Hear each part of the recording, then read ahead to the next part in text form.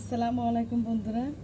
তো আজকে আমি পুঁই শাক দিয়ে চিংড়ি রান্না করব। তো সকল ভিডিও দেখার জন্য আমার সাথেই থাকুন।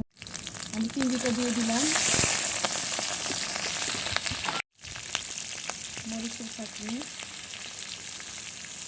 হলুদের ফাঁকি, ধনিয়ার গুঁড়ো, লবণ,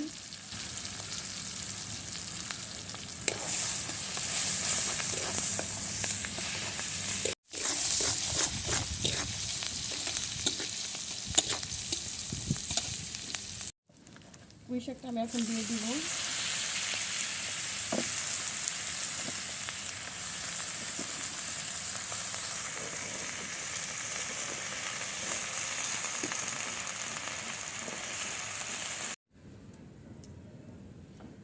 দেখি আমার পুঁই শাকটা কতটুকু হয়েছে।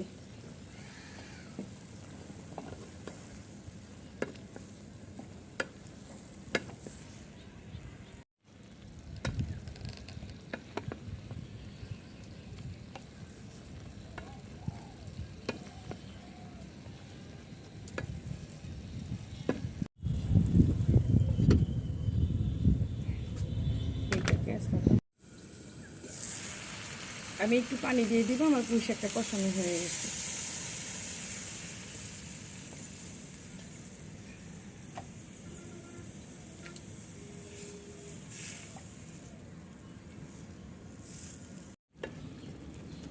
আমার তরকারি হয়ে গেছে, আমি এখন তরকারিটা নামিয়ে ফেলবো।